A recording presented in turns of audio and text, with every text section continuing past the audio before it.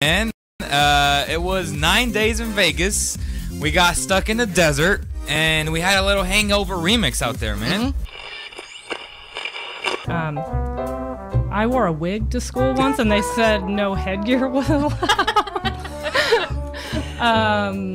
How did the spider web was it tights. Obvious that it was a wig? Yeah. Oh, okay. I was It was having a terrible fun. wig. See, this is exactly why we have them on the show, and this is what makes them fun. You're listening to KXVS, the voice of Stockton, 92.1 FM.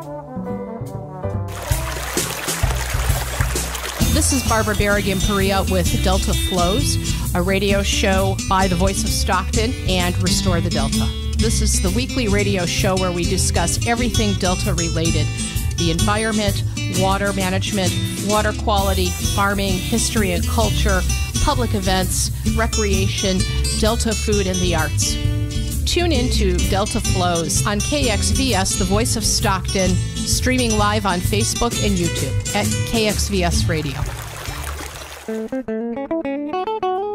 My name is Josh, and you're listening to KXVS, the voice of Stockton, 92.1 FM. Catch us live on Facebook, YouTube, and the TuneIn app.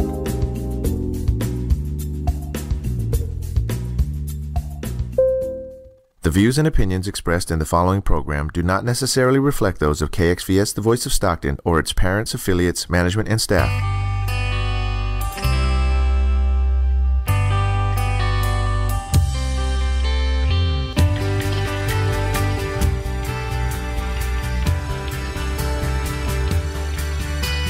KXVS, the voice of Stockton, presents Connections, Peace and Justice Radio with your host, Bruce Judici. Good evening.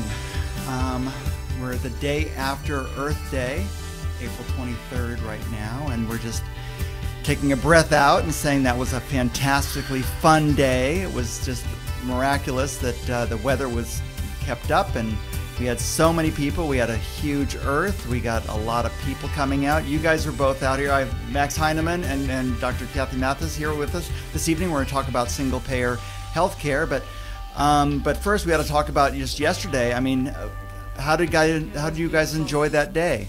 It was a lovely day. Yeah, it was great. Weather was wonderful. Yeah, a lot of kids, a lot of interaction, a lot of. We had a huge Earth, and people put like hearts and stuff on it, and the record covered it very nicely today. It was a nice big color page, front page picture and stuff, and actually the lead-in was really great too. And so anyway, so another Earth Day is in the books, the 30th annual. It was very memorable, and I think a lot of people had a great time. So anyway, next year, set your calendars. I think it's going to be like April 21st next year, and it's going to be again in Victory Park. And so same time, same type of deal, but you know, new issues every year. So anyway, so thank you very much for everybody who attended. It was a good time. It was a great time. So anyway, this evening we're going to talk about single-payer healthcare. And so Max Heinemann, who was a retired licensed clinical. Not retired. You're not retired, no, and you're not licensed. And well, I am licensed, but I'm not retired. So what are you, Max? I still work. I'm a psychotherapist. You're a psychotherapist. Yes. All right. And then Kathy, what are you? I'm a local physician. There you go. Excellent. Okay. So anyway, so you guys both have been working on the single payer issue for a while, working with Single Payer San Joaquin. Max is the past chair, and Kathy's the current chair of that organization. And that organization and the people who support it are working towards a single payer healthcare system in both the state and then moving on towards the nation, understanding that single payer is pretty much the where we're going to end up sooner or later. It's just a matter of time. I mean, that's where the rest of the world is, and while we keep on throwing money away at this current system, we're wasting time and not developing the system that we need to have. So anyway, Max, you were going to talk about some of the benefits that a lot of people don't think about when we think about single payer. I mean, a lot of people think about the costs and how difficult it is going to be to transition, but what is the end point? Where are we going, and how can that be beneficial for us? Well, of course, where we're going is better health for everyone, and at a lower cost. Yeah, and for everyone, you're saying. Everyone. Everyone. It's not just the people who can afford health. Yeah, actually, we're looking at Senate bill, California Senate Bill 562. 562. And I mean, that's what we have now. And who's the sponsor of that? Laura and Sorry. I'll think of his name in a minute. There's Anyway. another person. I Okay, think their right. last But- name starts with a G. But it's Senate Bill. What is it? Galvan? No. Is it? 562. 562. 562, yeah. and originally it's in the Senate then, right? In the California It passed the Senate, Senate. It passed It's the Senate. Passed the Passed- Senate. Okay, so it's- now it must be in an assembly committee somewhere, right? Right. That's it's- the problem. Yes. They've got it stuck in the assembly. I see. And- Is assembly the one that has Rendon in it? Yeah, Yes. he's the Yeah, and guy. he was the person who cut it last time because he thought it was undoable. How did he put it? Outstandingly, I don't know. Yeah, Okay, yeah, so that it was too difficult to get from well, here to there. and everything wasn't all spelled out. He wants the last penny accounted for, and he isn't going to put Well, it to a vote until we have that. Right. Well, you can't vote on it until it's actually, there is a financial study, and if you wanted to add that to the bill, that would require a different majority.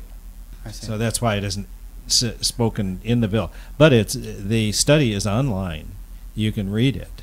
So Yeah. is that 562? Is it essentially like an intention to develop this further, and then the meat will be put on the bones? It's pretty well developed Okay. in terms of if it gets on the floor, then they can add amendments and so on. But you can't add amendments when it's in committee. Right. So is this a good bill at this point, or is it something that really needs a lot of work? I think it's a good bill. Okay. It's about 80 pages long, and it has some unusual features to it. It has a finance Financial component studied by Amherst, University of Massachusetts, who has kind of made. Is that Friedman? Is he the? He did. Not he's not not. He didn't. Gerald. Yes, he did. He didn't do. He wasn't the head of the group that did 562. Okay. He did the National HR House of Representatives 676. That's the former Conyers bill that's now being Yes. carried by Right, somebody else. exactly. Keith Ellison. Okay, Yeah, Ellison. yeah. Okay. So he was the head of that one. But Amherst has done studies of healthcare for Romney, for the state of Massachusetts. Of course, Massachusetts Colorado, was California, led the country in Yeah. what they called Romney Care, but it was Right. essentially a template that was used for the Affordable Care Act. Right. That the Republicans are now saying has to be repealed, even though it was proposed and pushed for by a Republican governor in the state of Massachusetts. Right, and so.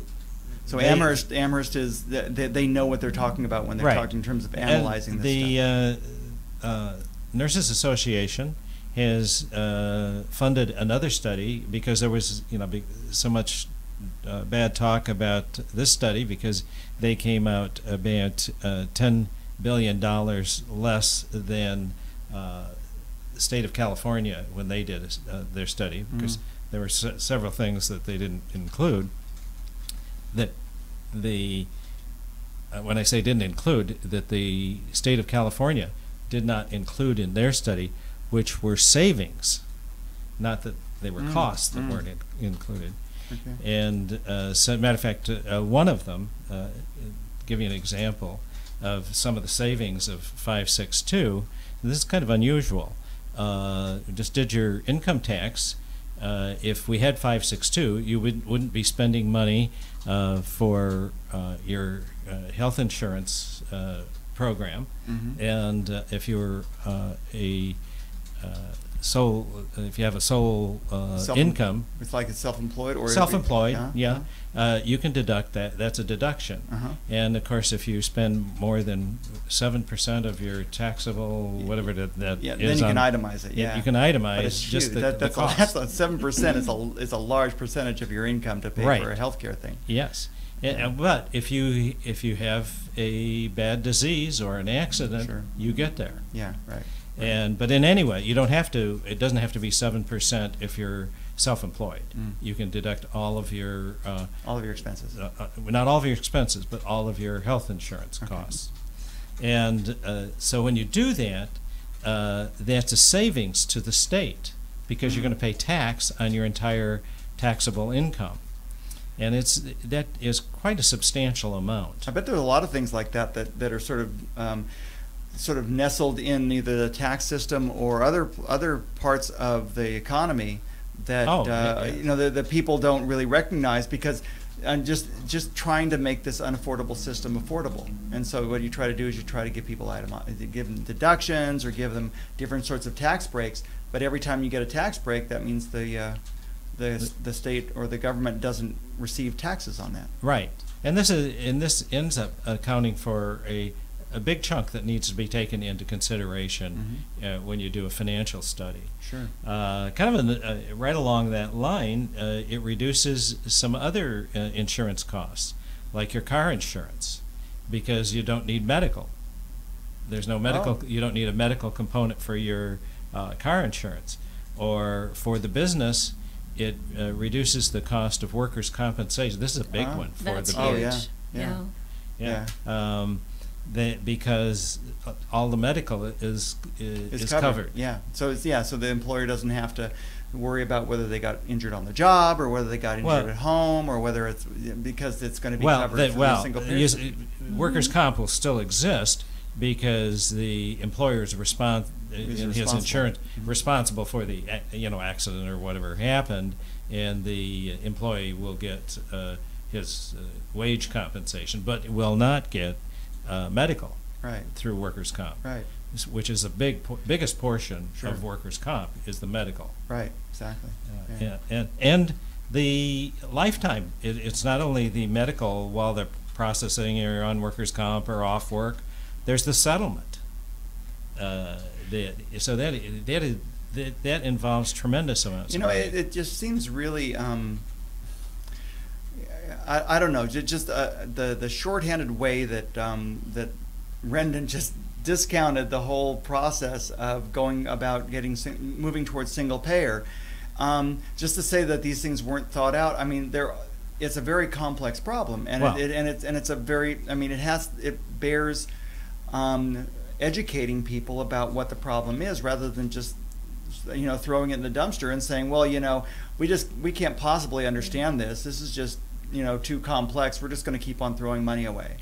Well, and of course, one of the big problems is the insurance companies over all these years have amassed billions of dollars to fight it. Yes. And because this will eliminate that part of their business. Yeah. And so they're dropping, lots of money. They don't care how much they spend. We definitely. And it's similar. It's not dissimilar to the way that tobacco companies kept on saying, well, no, there's no evidence. No, you can't prove this. You can't prove that. And it's just too difficult to say. I mean, you could say the same thing about water pollution or air pollution or anything like that, where any single source isn't enough to tip the boat. But if you look at all these, you look at all of the problems with our system right now, in terms of cost and in terms of delay, in terms of I mean, Kathy, we were just talking about it at Earth Day the other day, in terms of the benefit of having just a single payer as opposed to having to go to even just one other vendor. Yeah. Where it saves some money. As soon as you multiply the payers, then you've got narrower networks for each payer, so that every time a patient goes to a doctor, there's a phone call that has to be made. There's some kind of verification that this will be covered. Is this a provider that's in the network of this person's insurance company? And that just magnifies the paperwork and increases the costs and increases the time, increases the level of frustration, increases the wait, and it doesn't simplify anything. It doesn't save any money. Because you see that as a physician every day, and we as and you probably see it as a client or as a patient as well. Sure. When when it happens to you, and for a lot of us, it's, I mean, I don't go to the doctor very often at all, but it's because it's such a hassle. It's time, it is Bruce. such a hassle. Well, yeah. Well, it takes time. The thing is that I just like to be seen, and I'm not one of these people who likes to shop around or to linger or to. I mean, I just want to go in, have it done, and leave. And that's not the way medicine works. It's like you go in and you get you get a prescription, and you go to your pharmacist.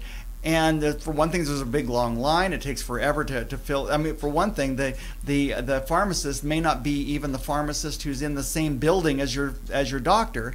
It may be across town because the pharmacist might be in a different network, and so you can't use that pharmacist. You have to go across the town to go and do this. It's even worse than that now. Probably more than half of our patients have a pharmacist across the country, and it has to be the prescription has to be mailed to them or emailed to them because it's cheaper when you buy it in bulk, I guess. And then they will get the prescription by U.S. mail. Yeah. And of course we can't buy it cross country lines. We can't buy it from Canada because I guess the drug companies would rather us have to pay United States prices. That was a political decision that was made early in, like in the first weeks of Obama's administration. Yeah, I mean, if I'm going to get drugs that are sent to me from Texas or sent to me from Vancouver, it's the same distance. Mm-hmm. It's just probably like a quarter of the price. It's just when you look at the system and you start peel it back, and a lot of people just don't have the time to do that. It is just every step of the way there's a little profit taken by a middleman all the way along, and after a while that becomes just a huge profit. And of course there are some things where they're huge profits, like EpiPens or something like that. Yeah. Well, there's an incredible amount of suffering and a lot of delayed care that goes on, and a lot of worry. Yeah. I think that exists in the lives of patients. I saw a patient today who's late to prenatal care, and it's always because of insurance. It's always, well, I used to have it, and then this happened, and then I didn't know I was pregnant for a long time, and because you hadn't seen a doctor. Yeah, and and then when I got pregnant, then I figured it out, or I found out, then I had to get insurance, and then it took a while to get in here, and this and that. Well, come to find out she's got asthma. She's had asthma for a number of years. Well, no, she hasn't had a doctor taking care of her chronic illness for a long time. And, what's the one medical system that's most compromised in pregnancy is pulmonary. Yeah. And so, she could get into some real trouble if she's not able to breathe because of this delay. And so you would think that I mean, if she had access to health care, I mean, and really, even for the people, the hard-edged people who say, well, I mean, if she wants the care, she should pay for it. The thing is that sooner or later, we're going to end up paying for that. I mean, the thing is if that baby gets is born prematurely, or if that baby has any problems, there's going to be longer term costs, and then she might have longer term costs. I mean, if you want to put it on dollars and cents on it, and a lot of times that seems to sometimes when you talk about environmental issues, you have to say, well, how will it benefit me? How will that extinction benefit? I mean, it always comes down to the individual. But it would be nice if people could sort of see beyond their individual needs and saying, the communal does affect you individually. Or I don't want to live in a society where people don't have the respirators they need, or the medications now they need. Maternal health in the United States is 17th in compared with the other nations of the world. That's like baby. He's talking about maternal death. The maternal death rate. Yeah, wow. We're not 17th. Yeah. Yes. Wow. Yeah. There are lots of other countries that have a lower rate of maternal death than we do. So Yeah. do you think that's a? I mean, when people are saying that we can't move towards a system that might be more towards like the country that's number one, who I'm sure has a single payer system or has a universal healthcare system. When they're making those decisions, those statements that we can't get there, is it because they're so insulated from the system that we have that they don't see this, or how can people not? They cannot. They have to understand it. When they say I've not heard it. I mean, you know the statistics. Yes. Yeah. I haven't heard this recently, but it used to be the myth that they would start the conversation with, "We have the best healthcare system in the world," I've heard that. which is a bold-faced lie. Yeah. And you can expect to have distorted statistics right after they say that. Mm-hmm. But I haven't heard that just recently. No. But, Since the Affordable Care Act hit, I haven't heard. I haven't heard that because I think the thing is that the Republicans who are the ones who would have said that aren't going to say that once the Affordable Care Act passed, because then they would be giving Obama credit for passing some sort of system that's marginally better than what used to be. What used to be the world's best. I don't think they ever admitted that it was better. Yeah. They always said it was worse. Yeah. But actually, if we had a single payer system, that would free everyone up to select the system they want, the physician they wanted. The way it is now, a majority of individuals get their health insurance through their employment. Right. And so they're tied to the it dictates when you're going to retire. Right. Or whether you stay in the same job. Or whether you stay you some people stay on for their benefits only. Yeah, right. You don't want to look for another job where you almost certainly, if you start somewhere else and even if they have good coverage, there's chances are you're going to have a lapse. Mm-hmm. Because as soon as you leave your current job, probably the end of that month, that's the There's end a of waiting period. There's like a three-month waiting period at an employer. Depends on what. And I guess you could pay for your own coverage using COBRA, but my gosh, I mean, those premiums COBRA, are very, very those high. premiums are just amazingly expensive if you take out the employer contribution. And with COBRA, the COBRA is the system that where the employer is required to offer you help to stay on their health insurance plan for up to 18 months, and I think it's even longer if you want to go state COBRA. But for the federal COBRA, it's 18 months, and then so you can stay on it. But the problem is, and my experience at our work is that nobody ever takes the medical COBRA. Everybody takes the dental COBRA because it's much less expensive. Sometimes if they have glasses or something, they do the vision because vision is really cheap. But medical is just way too unaffordable, especially if you're a small employer like we are. And what we have is we're individually age rated. So if you have like two 60-year-olds who are the heads of our household, and then we have two 23-year-old girls, I think I've told you before, is the cost to Blue Shield for us, if we went out in COBRA today, we'd have to pay $2,500 a month for our family to be covered, and so that's because we're old, and so and your girls are of reproductive age. And more likely to use the health insurance. Whereas if we were like two 24-year-olds, it would be much less expensive. So and also we live up in Calaveras County, which is like some of the rural areas are the most expensive of any place in the state. And so those sorts of age-related costs would be essentially swept away with a single payer system because everybody would be in the same boat. And if you move around and twist yourself into a pretzel to find something you can pay for, count on the fact that won't last. Mm-hmm. Open enrollment is always just a few months away. Yeah. Well, and next year, even if you are employed, chances are the premiums will go up, and your employer will tell you, "I'm sorry, we had to go with a different plan, and now the deductible is higher, and your copay is higher." And you can't see your doctor. They never go the other direction. Exactly. Yeah, and that's what we're facing. I mean, I'm on the employer side. who has to accept bids from we have a broker who goes out and talks to HealthNet and the Blues, and we don't have Kaiser because we're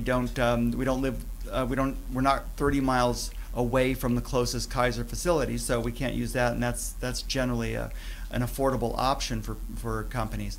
But when they come back with the new quotes, I can guarantee when we have open enrollment in next November, it's going to be, I'd say a 5 to 10% increase. It's always a 5 to 10% increase, and then we're going to have to take a look and see, well, how much can the company afford to pay? How much can we afford to stick onto our existing employees, and then how much are we going to draw from our health fund that is depleting by the moment? And I think we have maybe like either 1 or 2 more years before that thing gets depleted, and then we have to pass on the entire cost to our employees, or change it up. Because change up the mix, but it was essentially what we're doing is just rearranging deck chairs on the Titanic here. Sure. It's just, and it's heartbreaking because these are the options you're given as an employer. Yeah, and employees don't get raises because the premiums keep going up. Right. As a matter of fact, having a single payer would make wage negotiations much more realistic and much, much simpler.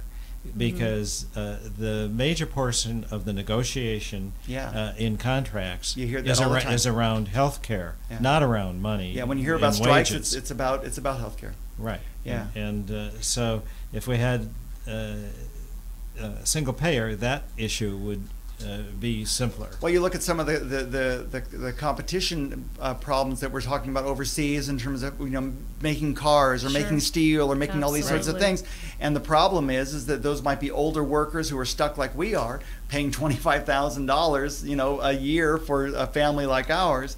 And so who's going to pay for that? And if the employer ends up paying for it, it makes them, or a large portion of it, that's a cost that they have to pay that Toyota or Kia or anybody else who has a universal healthcare system in their country, they don't have to bear those costs. Right. And those costs are borne generally by the population, and not by that individual company. It makes us less competitive. Absolutely does. Not only that, if we had universal health care and not paid for by the individual or by the employer, it would save pension funds. As a matter of fact, probably if we had a single payer, Stockton would not have had to file bankruptcy, because one of their big costs was that they had negotiated full health benefits for their retirees. Right. And that's what really broke them. Yeah, because generally when you retire, you're older. Yes. And so, like I could be retirement age at 60. And so having to pay for my health care I'm as cheap as I'm going to get right now. Mm-hmm. Next year I'm going to be more expensive. And then you get to 80, it's going to be really expensive. Mm-hmm. And so, and having to guarantee those health care costs, and you can see why the city would go bankrupt. Right. Yeah. And it's affecting all the state pension right now, and the schools. That's right. Well, and then you're to the extent that people are bending over backwards to try to figure out how to fund these pension funds, it cuts us now. Because the thing is, what they're doing is they're making decisions to say, well, how can we cut our current budget so that we can set aside enough money to pay for these pensions? Well, what you're doing is you're setting aside money that you're not spending money now on parks and schools and infrastructure and that sort of thing, so you can set aside to pay for these exorbitant medical costs that are going up 5 and 10% every year. There has to be, like I said at the onset, I say sooner or later, this merry-go-round has to stop, and there has to be a change. Yes, hopefully sooner. This is Peace and Justice Connections. We're talking with Dr. Kathy Mathis and Max Heinemann, who are both with the Single Payer San Joaquin, and we're talking about the benefits and the necessity of getting a single payer system, single payer healthcare system in this state and the nation. Yeah. Of course, if we had single payer, it would reduce bankruptcies. Individual bankruptcy, right? Because that's probably one of the major reasons why people go bankrupt. It is, and the majority of people who do go bankrupt over medical costs have health insurance. That's I think the fallacy of health insurance, that it somehow protects you from bankruptcy. And bankruptcy is I mean, it's sort of a nice little, I mean, it's not a nice little, but it's catastrophic for the families who go through it. I mean, the bankruptcy is the end point, but the whole misery of the process going through it, of trying to pay your bills and trying to finagle and try to figure out how you can, piece together your life when your finances are totally messed up. I mean, that's just disaster. I mean, that's just torturous. And it's not. I mean, it's got to be stressful, and who knows? It might put people into a heart attack, stroke type of situation. If you think about somebody who's going through something as awful as a cancer, one of their children, or a spouse, right. Someone who's already facing one of the most stressful events of a lifetime. Yeah. And on top of it all, facing bankruptcy or loss of their home. If you're responsible for a family, Yeah. children, and it's just, but I mean, bankruptcy just sounds like, oh, well, they'll just start up again like Donald Trump. But the thing is not everybody has, a couple $1 million to fall back on to start up again. Yeah, no. I mean, you can, for bankruptcy, you can end up being homeless, and there are a lot of folks who are homeless, and I would guess as a result of a medical bankruptcy. Yeah, I had a patient, 6 months ago, a lady who was somewhere over age 60. I can't remember exactly, but she worked and she helped to support herself and a family member, and they lived independently. And she had, a cancer, and I was trying to tell her, okay, we're going to refer you to the specialist, and they're going to get this going, and all she wanted to know was, could she continue to work? She had a small job in a shop, and her, $1,000 a month paycheck was so important. And, I wanted to say. Was she working for the benefits? No, she was not. Okay.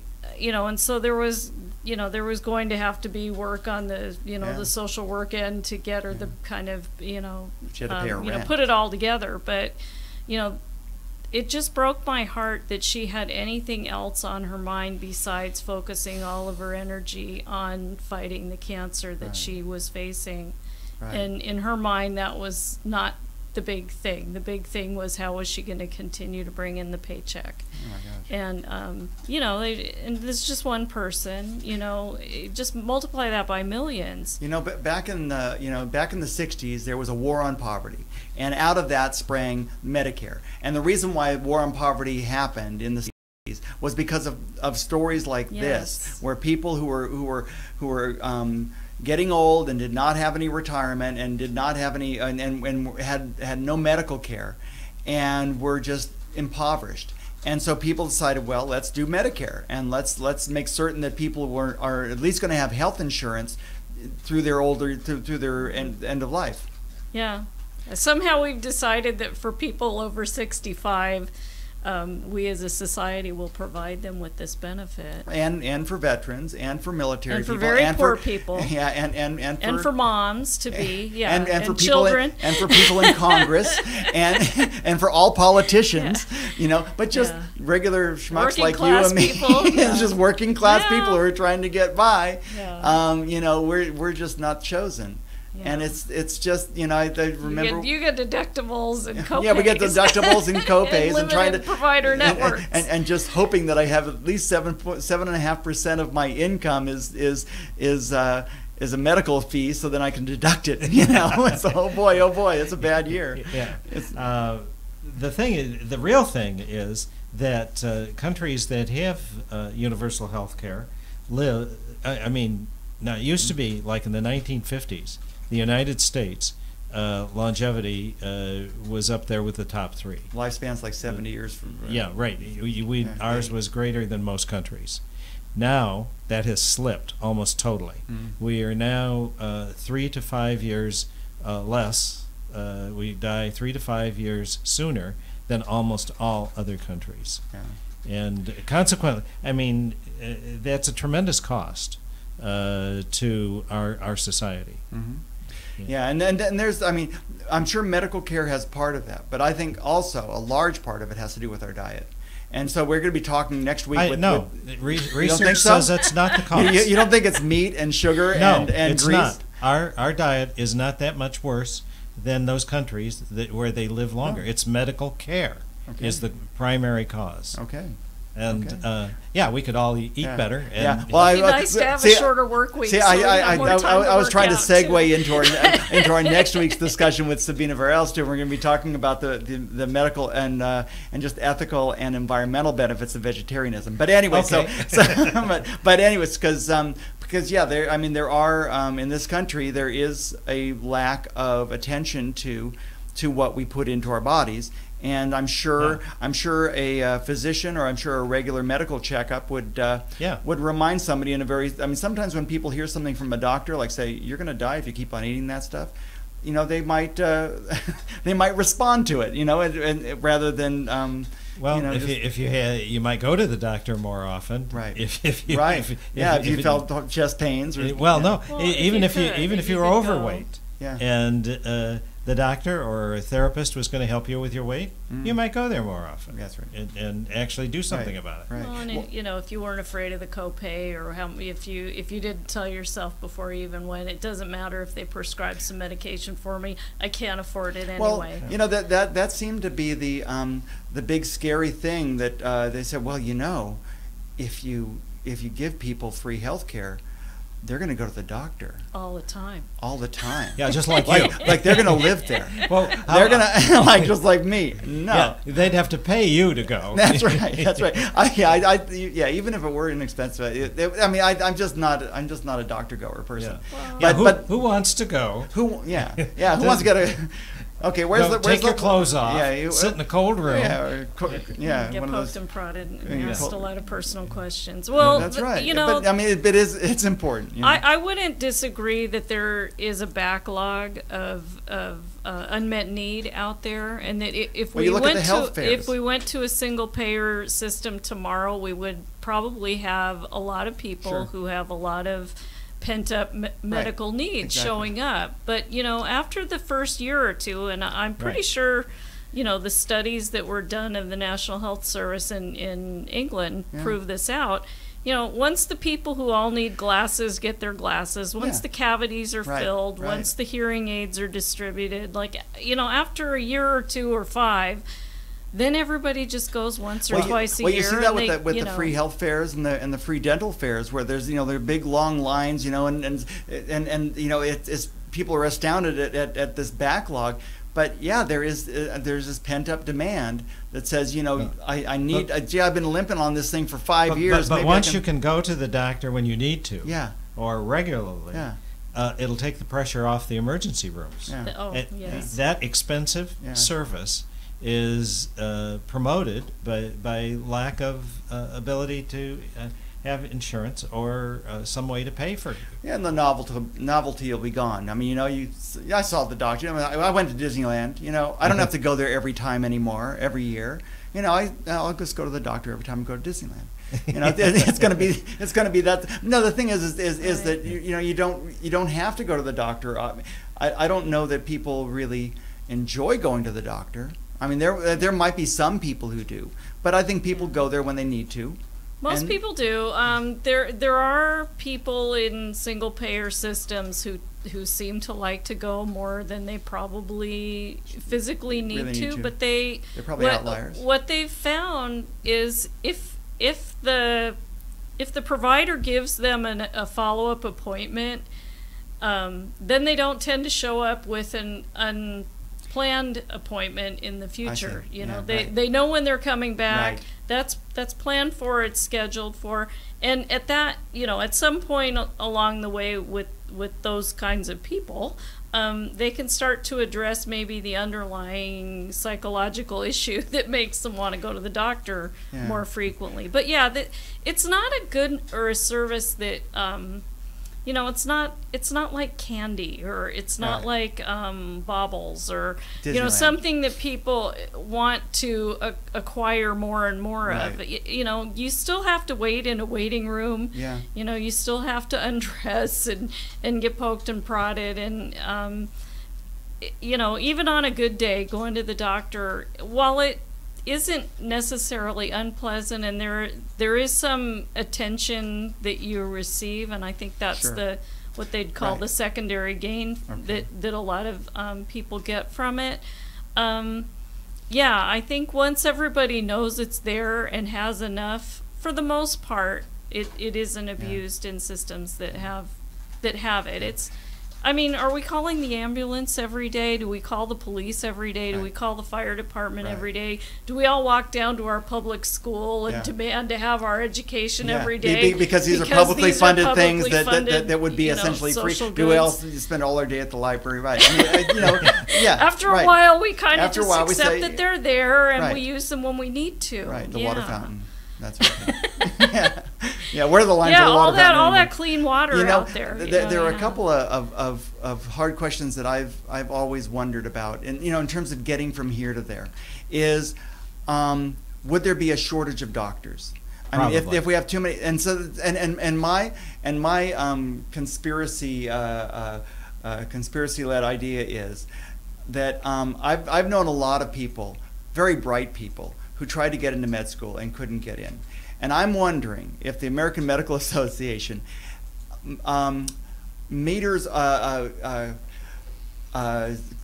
cuts off the supply or limits the supply of doctors to keep the pay up for doctors. Well, I don't know what the reason is behind it, but they absolutely keep the supply. The number of doctors.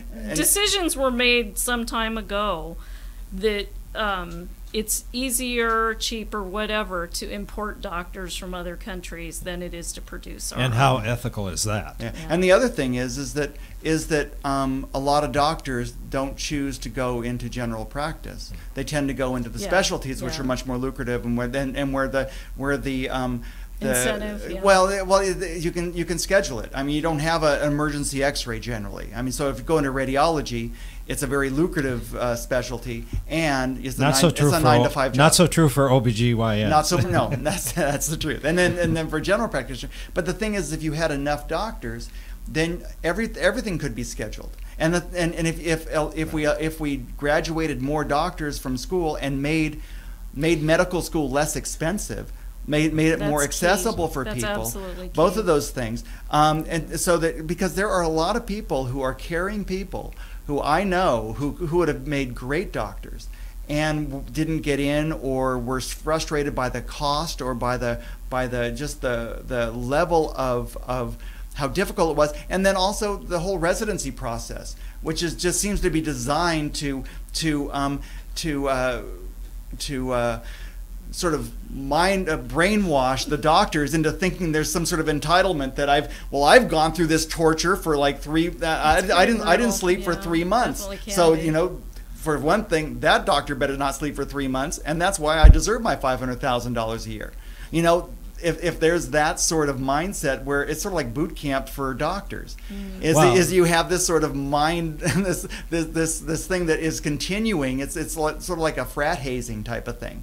And that whole mindset has to, I mean, that has to be taken back from the medical profession, because it's them who are benefiting from this bottom line sort of mentality.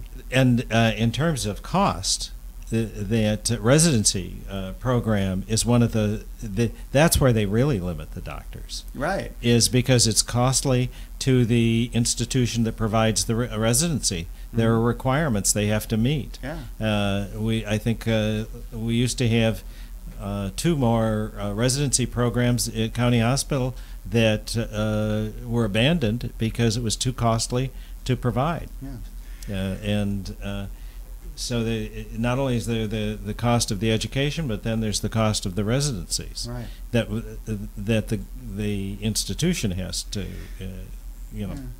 Right, it has to bear. Yeah, kind of in terms of the thing with physicians and a single payer is if you have a complete choice of doctors or therapists, and they're paid the same, which they would in a single payer system for the same service, then the thing that they're going to do is they're going to compete with each other by offering a superior service.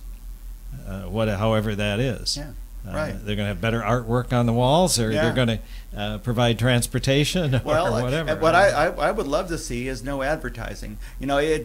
What always bugs me is when when I see an advertisement for Sutter Health or for Seventh Adventist or whatever hospital or UC Davis hospital, I mean, if you need care, you shouldn't. I just think it's unprofessional. I think it's also very expensive for people to advertise, these basic cares. I mean, you don't advertise for the local police department or public or library or water fountain. The thing is you just go to the one that is closest because you know that everybody in that institution is qualified to do the job. It shouldn't, and in the advertising, and of course in drugs and stuff, and the nightly news is just bought and paid for by all these drug companies. I don't know if everybody watches the nightly news anymore, but I do, and man. Yeah. Kathy and I wanted to make an announcement before our time is up. On May 3rd, 7 p.m., May 3rd. There's going to be a local group working to establish a chapter of PNHP, Physicians for National Health Program. Okay. And so we're having a meeting if you're interested in attending. May 3rd. May 3rd, Thursday. 7 p.m. And you can give us a call. Where will that be? 1520 North San Joaquin Street, one block from St. Joseph's Hospital. Okay, great. Okay. And at what time? 7 p.m. 7 p.m. You can give us a call, and we'll give you directions if you have any questions. And what's your number? 209-467-0522. Okay. What is that again? 467-0522. Okay. 209. Okay. And you don't have to be a physician to join PNHP. Okay. Okay. And that's May 3rd. 7 o'clock. 1550 North Sam. 1520. 1520. 1520? Yeah. What's the street name? San Joaquin. San Joaquin. Okay. North San Joaquin. North San Joaquin. Okay, yes. Very good. All righty. And that's May 3rd. And then also, of course, there's this is way out, though, the July 31st celebration for Medicare. Right. Medicare's birthday. Yeah, and we'll have a show between now and then, for sure. That'd be But anyway, great. this is Peace and Justice Connections. We're talking with Dr. Kathy Mathis and Max Heinemann, who are very active in working towards a single-payer system here in San Joaquin County and California and in the nation. Another thing, if we can't, moving towards graduating more doctors would be, I think, one, and funding them and allowing them to not have to graduate with $250,000 of debt, which a lot of them do. There's also a need for, like, say, mid-levels, for like physician assistants and family nurse practitioners who don't necessarily have to go through the whole process of a 4-year degree and then do the residency and do all that sort of thing. And a lot of times those mid-levels are folks who are focused on general practicing type of stuff. And so maybe and I don't know what sort of training those folks go through in terms of graduation rates, but I think my wife hasn't seen. I know I haven't seen a doctor in ages, but my wife hasn't seen a physician, a doctor for years. She's always she's seen her a nurse practitioner, and it's been fine. I mean, there's not that. I mean, when she had a ruptured appendix, she had to go see a doctor, and that had to be worked on at a hospital. But generally, the mid-levels are fine in terms of just regular practice, and in terms of getting towards a single-payer system, those would probably be the practitioners that we would see more of. It probably would increase the workforce at that level. Yes. Yeah. And then they have tremendous contributions to make. Yeah. Do you in your practice? Do you have any? We have 2 nurse practitioners in the practice I work in. And a physician's assistant. What's the difference between that? Physician's assistants came. The story I heard. I don't know. I haven't read a book on it, but the story I heard is they were medics in the Vietnam War generally, and they came back and they were, a position was created for people with this level of training. Nowadays, they can specialize in a lot of different things. There are surgical physician's assistants who assist in surgeries and round on patients, and they see patients in the clinic. but a lot of them are primary care specialists as well. In the field of OBGYN, they tend to have nurse practitioners who I think they have very comparable training to physician's assistants and do similar work, but for whatever reason, one comes out of nursing and the other comes out of this more medically driven training program, although physician's assistants don't come out of traditional medical schools either. I think they had come out of their own training programs. So how do we get, we have a few more minutes here, but how do we get from here to there? Because right now, it seems that there are roadblocks where people are saying, well, it's not affordable. And is there, you know, and they just say that out of hand because I think it's just the first word that falls into their brain. I mean, there has to be the thought process for the people who say that just offhand tells me that they've not looked at the issue. How do we? You're talking about single payers, not affordable. Yeah, right. A single payer system, right? How do we get that? They'll argue that it's not politically feasible. Yeah, and they'll try to sound like the grown up in the room because we're those of us who are fighting for something. We're juvenile, idealistically driven, pie in the sky, and of course starry-eyed, naive. That's right. The fact is, we're not pragmatic people. I mean, we have to live with this same system until we die. That's essentially what you get the feeling. See, the fact is that it saves money, that it is less expensive. And that has to be repeated. Yes, and over and over. And, of course, there's all of the insurance money that's in there. And so I think the general public has to get to the point where they're going to vote out people who are dependent on the kickback, at least to their campaign of insurance money. Right. That is, I think, the problem currently. Yeah. That's what keeps us from going ahead with the plan we have. There could be changes to the plan. It's not the only funding mechanism that's possible. But there has to be an objective. There has to be a goal. And the goal, I mean, at some point we are going to. I mean, as a trained economist, I believe that there is a certain equilibrium that will be achieved, and the equilibrium that has to be achieved here is going to be a single-payer system, because right now the current system is not sustainable. Right. Well, as an economist, I guess you understand supply and demand. Yes. Well, we need to increase the demand. We just need to increase the notion that healthcare is a human right and that we shouldn't have to pay for it out of pocket. Yes, it's a public good, and perhaps we should pay into a common tax system that funds it, like we do for public schools or the police or the fire services.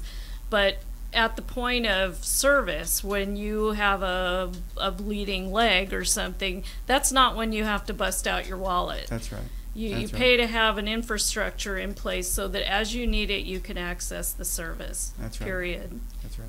Yeah, because in those moments, it's not the time to start shopping around and saying, well, let's see, I think that person's cheaper for fixing a bleeding leg. Maybe I'll go over there. Well, I'll just call around. Well, and let's just be honest. People who have medical needs frequently don't have the money to pay for them. I mean, medicine has become extremely expensive, and the notion that if you just save a little more, you can afford the kind of imaging studies you one day may need, or the chemotherapy or the surgery.